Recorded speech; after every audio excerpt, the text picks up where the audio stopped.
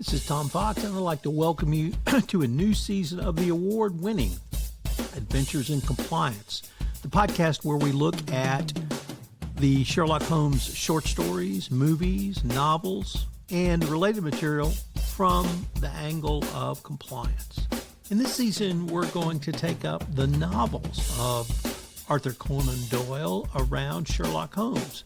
Of course, there are 4 of them: A Study in Scarlet, Hound of the Baskervilles, perhaps the most famous Sherlock Holmes story, The Sign of 4, and The Valley of Fear.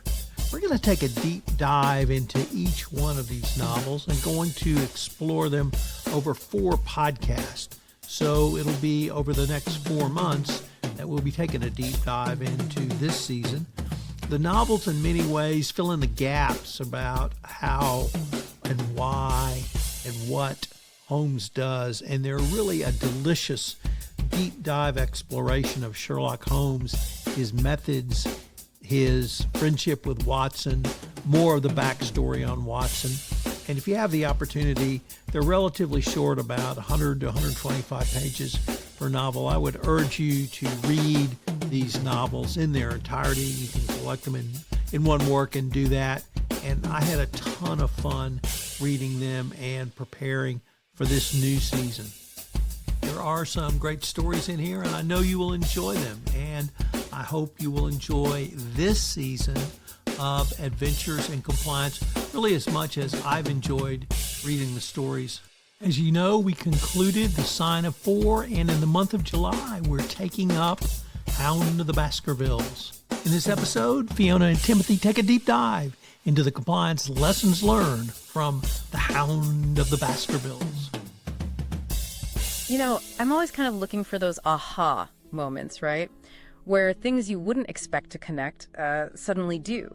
And when our team suggested looking at Sherlock Holmes for corporate compliance lessons, I have to admit, I was pretty intrigued. What if a classic detective novel, one we maybe think we know inside out, actually held some, genuinely surprising wisdom for today's challenges? Well, that's exactly what we're digging into today. We are doing a deep dive into Sir Arthur Conan Doyle's masterpiece, The Hound of the Baskervilles. And this is the interesting part. We're looking at it through a really unique lens, a source called Baskerville Hound's Compliance Lessons. And this piece, it just brilliantly pulls out these timeless ideas, about corporate governance, risk management, straight from that really intricate kind of Schelling plot. Shows how ahead of his time Doyle was, really. Okay, so the mission here for this deep dive is to pull out, 5 key compliance lessons that are basically woven right into the story, in the characters, the events themselves. Think of it like a shortcut, maybe, to getting really well informed on vigilance, integrity, ethical practice, and seeing how, Sherlock Holmes' world connects directly to your professional life today. Exactly. And we're aiming to distill the most important bits for you. We've even got some surprising details from the story you might have missed. The goal isn't just knowing what these lessons are, but really understanding why they matter. And crucially, how they offer, actionable insights for anyone who's navigating complex info, making big decisions. All right, let's dive in. First lesson. And it taps into something deeply human, I think. Complacency. In The Hound of the Baskervilles, right after Sir Charles Baskerville dies mysteriously, you have Dr. Mortimer. And he's surrounded by all these local legends, the family curse stuff, and he jumps straight to supernatural causes. It's easy, it's sensational. And he seems almost, comfortable with it, doesn't he? But what's really striking is how Holmes immediately pushes back on that comfort. He doesn't just wave away the supernatural idea. No, he emphasizes the absolute need for rational, evidence-based investigation. He refuses, point blank, to let myths or assumptions drive things. Holmes insists on looking at the evidence logically, taking apart that easy explanation piece by piece. That's such a powerful parallel because in the corporate world, avoiding complacency, it isn't just about looking for new risks, is it? It's about actively dismantling those seductive narratives that can blind us. How often do organizations cling to their own legends, like, oh, that's just how we do things here, or it's always been this way? And those narratives stop them from really reevaluating deep systemic risks. Holmes showed us, didn't he, that the most dangerous assumption is often the one everyone just agrees on. Exactly. So by regularly revisiting risk assessments and staying genuinely skeptical, even of conventional wisdom, Compliance teams can get much better at anticipating, mitigating, responding to potential failures before they blow up into something huge. It's really about being Holmes, right? Actively challenging the comfortable story, not just passively accepting what seems real, like Mortimer did. And speaking of Holmes, his vigilance wasn't just about being skeptical. It was so rooted in how he used information. Which brings us kind of neatly to our next insight. The incredible power of effective data and evidence. I mean, throughout the novel, Holmes's meticulous use of evidence is just, well, it's a masterclass. The perfect example, that careful examination of Sir Henry Baskerville's stolen boots. What's so significant there, beyond just, finding a clue? Well, Holmes's analysis of those boots, it goes way beyond just collecting data. It's about deductive inference, drawing conclusions from seemingly unconnected points. He wasn't just listing facts. He was building a network of evidence, using it to eliminate possibilities and deduce the purpose behind the theft. Why steal the boots? To give the Hound Sir Henry's scent. Now, for compliance, that means moving past simple data capture. It means proactive pattern recognition, hypothesis testing, asking not just what happened, but what must have happened given this specific, maybe even trivial piece of data. Yeah. That's a level of evidence-based reasoning, honestly, that many organizations still struggle with. Right. So for experienced compliance folks, collect data probably sounds, well, obvious. Basic even. But how often do we see companies collect mountains of data that's either, irrelevant, poorly structured, or, and this is crucial, misinterpreted because the underlying assumptions are just wrong? Proper documentation in that Holmesian sense isn't just about transparency for an audit. It's about having that precise clay, like you talked about, to mold into undeniable conclusions. That's the real challenge, isn't it? How does an organization actually do that? How do you move past the buzzwords and really embody Holmes's rigor with data? Often the biggest hurdles are, frankly, cultural. Building a culture where data-driven decisions aren't just talked about, but are standard practice, where everyone feels compelled, like Holmes, to really interrogate the information they actually have. Okay, this flows really naturally into our third key lesson, the need for independence and objectivity. I'm thinking about that moment, pretty pivotal, when Holmes shows up secretly on the moor, totally independent of Watson's investigation that was already happening. Why was that specific move so critical? That's key. What's crucial there is that Holmes instinctively understood how vital it was to maintain complete independence. Why? To gather unbiased information.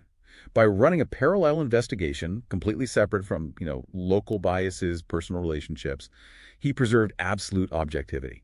And that allowed him to just cut through all the noise, all the confusion, and ultimately nail the real culprit, Jack Stapleton, who was, remember, deeply embedded in that community, part of the fabric. And for compliance professionals, that independence, that objectivity, it's just as vital, isn't it? Conflicts of interest can totally cloud judgment, compromise investigations. You can just imagine. Think about a compliance officer looking into potential fraud where maybe a close friend is involved or a major client. Just like Holmes needed to operate outside the local more biases, compliance officers absolutely need empowerment. They need to act independently, free from undue influence, to make sure their findings, their recommendations have real integrity. Absolutely. Establishing clear reporting lines, really supporting unbiased investigation procedures. These things significantly boost an organization's overall compliance effectiveness. It's all about creating an environment where the truth, no matter who it points to, can actually come out and be dealt with, without fear, without favor. Okay, lesson 4. This one focuses on transparent communication and reporting. And Conan Doyle really uses Watson to highlight this, I think. Watson's regular, super detailed letters back to Holmes. What made that communication so effective in the story?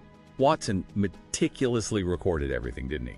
His observations, his suspicions, who he talked to. He made sure Holmes stayed in the loop, almost in real time. Yeah. And this isn't just like filing a report. It's continuous open dialogue.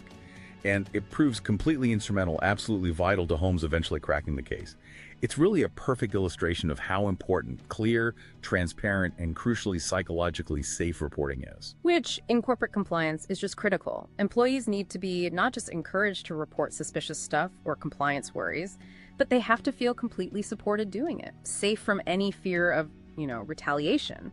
So implementing clear, easy-to-use reporting channels, making sure those lines of communication are truly open, that fosters a compliance-friendly culture. It's about building that foundation of trust so critical information actually flows freely, doesn't get stuck or hidden. Exactly. And that kind of transparency, it helps compliance teams spot issues, address them quickly, which in turn significantly cuts down the organization's exposure to risk and promotes a genuinely ethical business environment.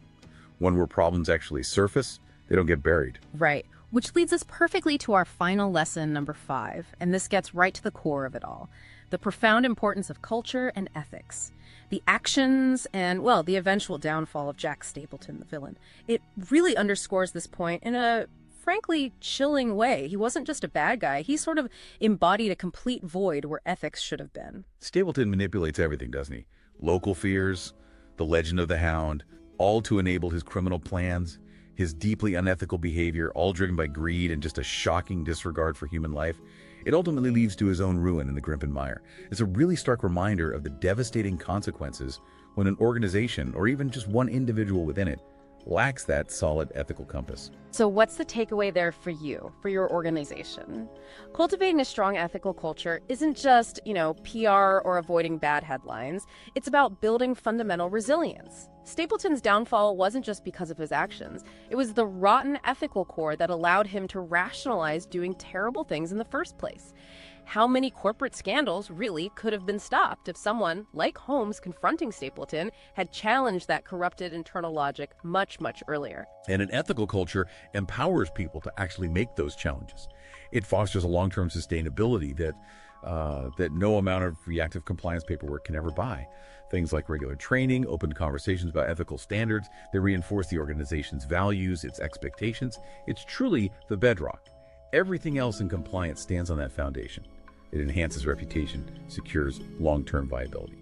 So just to recap quickly, we've walked through how the Hound of the Baskervilles, maybe surprisingly, offers these really rich, deep insights for compliance. We saw the need to fight complacency, right? Dismantle those easy narratives. The power of real data, effective evidence, using Holmes's deductive approach. Then the vital role of independence, objectivity, getting unbiased truth, the importance of truly transparent communication, and finally that foundational impact of a strong ethical culture. These principles, they're from a Victorian mystery, but they are profoundly relevant for guiding modern corporate compliance. And for you listening, applying these, let's call them Sherlockian principles, it can genuinely change how you anticipate problems, how you mitigate them, how you respond. In any field, really. It's about stopping issues before they escalate, just by thinking more critically, more systemically. Getting this kind of insight quickly, thoroughly, it offers real value, those aha moments you might not find in a standard business textbook. So here's a final thought, maybe a provocative one for you to consider. Think about how many huge challenges organizations face today. Data breaches, ethical scandals. How many might actually be avoided if we consistently applied those seemingly simple yet incredibly effective principles?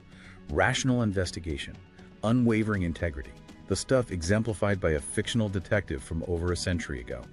What fundamental assumptions might you be overlooking in your own daily vigilance? Thank you so much for joining us on this deep dive. We really hope you'll keep exploring how looking across different disciplines can unlock fresh perspectives, even on the challenges you think you know best. Thank you for listening to this first episode of our special 4-part look at the Sherlock Holmes novel, The Sign of 4.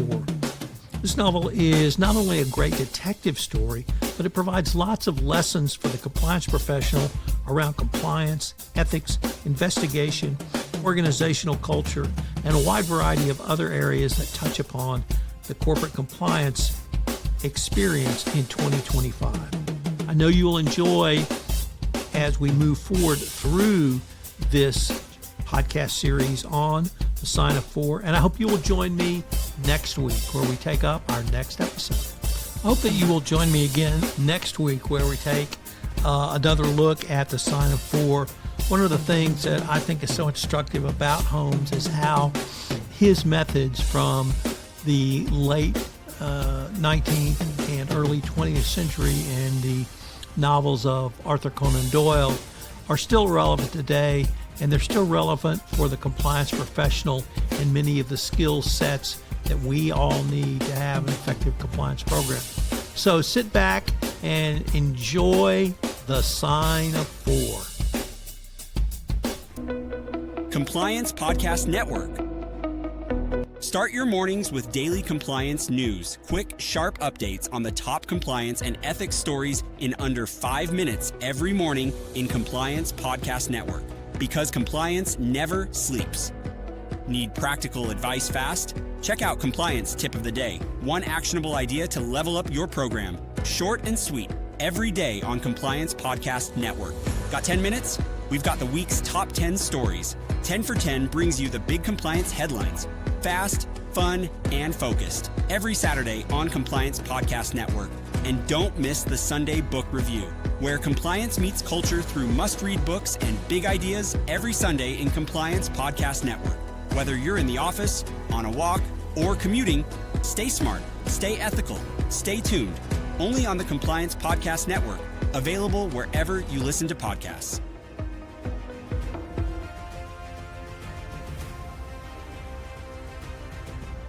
This podcast is a part of the C-Suite Radio Network. For more top business podcasts, visit c-suiteradio.com.